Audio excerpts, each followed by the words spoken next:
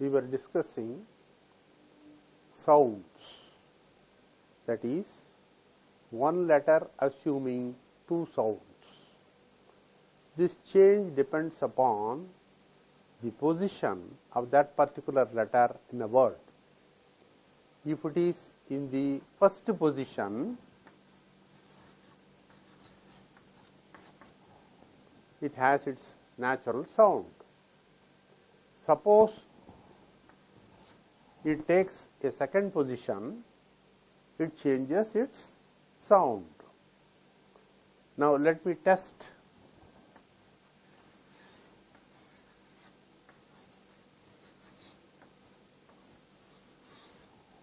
Whether you can read this. This word has ku in two places. The first letter is ku and the last letter is ku. Now I want you to pronounce it and find out the difference between the first sound and the last sound. This is ku, no doubt. This is ra, ing, ku. After a nasal, this ka assumes a different sound, as we saw earlier. So this will be ku, ra, ing, gu, kurangu, meaning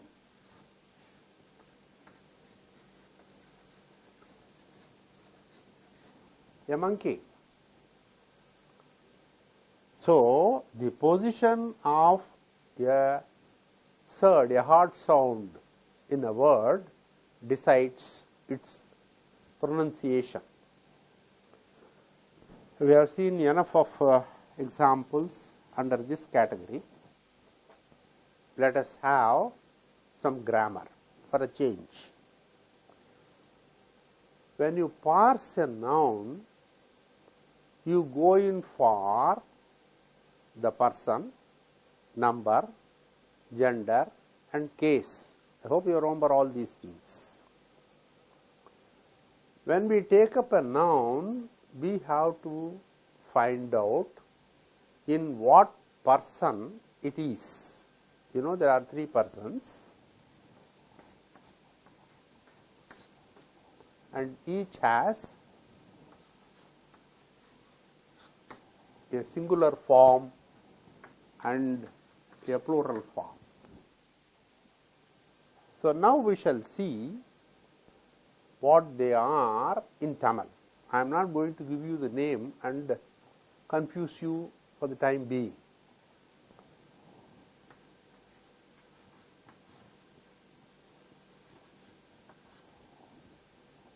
First person, singular, na, in, non. Non means I, you know, naturally. And the plural is nom. And one more word,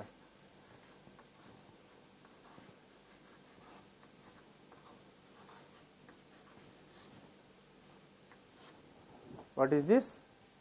Na, ing, ka, il, nangal. First person plural has two words. One is nam and the other is nangal. And what is the difference between these two words? Naturally, there must be some difference, otherwise they need not have two words. So this nam is inclusive. Inclusive of the second person. When I say we both can go together, by both I mean I include you. So this nam is inclusive of the second person, of the person opposite, whereas nangal is excluding the second person. first person singular non, first person plural nam or nangal. Nam is inclusive of the second person and nangal excludes the second person.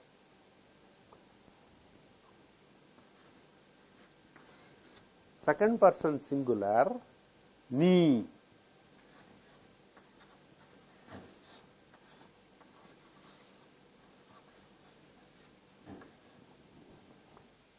Second person singular is ni and second person plural is ningal. Now that you know all the sounds, you must be able to read freely. This is nangal, first person plural. This is ningal, second person plural.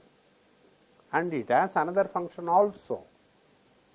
This is second person plural. It has another function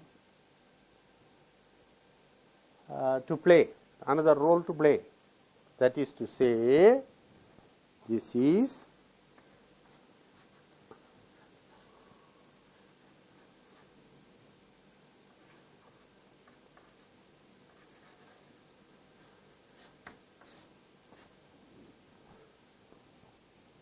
honorific singular.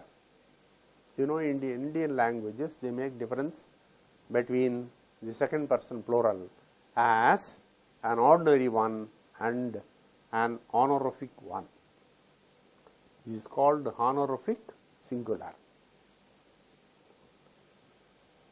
To an equal, I will say ni, and when I address somebody superior to me, I will make use of the word ningal. So this is honorific singular.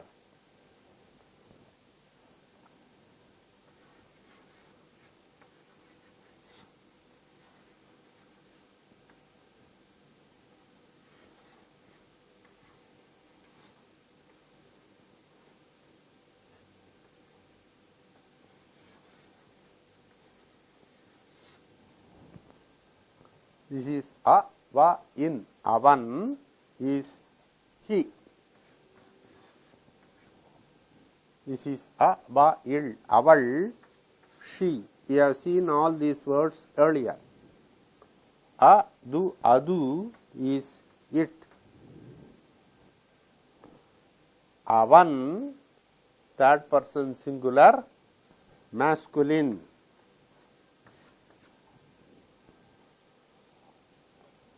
Aval, third person singular, feminine.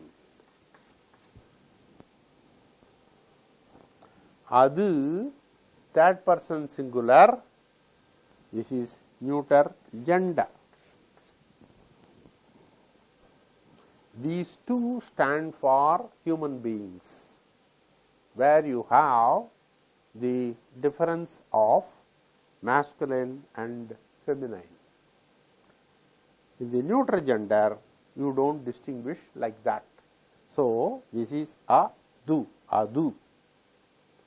Do you remember when I gave this word for the first time, adu, I made a mention that this is a personal pronoun. Now you find this taking place under person, third person singular for neuter gender, a, du, adu. Avan, masculine. Aval, feminine. So what will be the plural?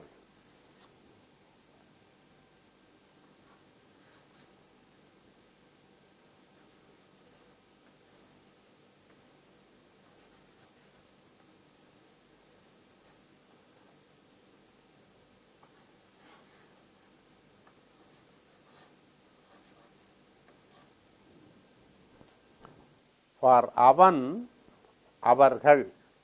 For aval, avargal. For both, the plural will be avargal.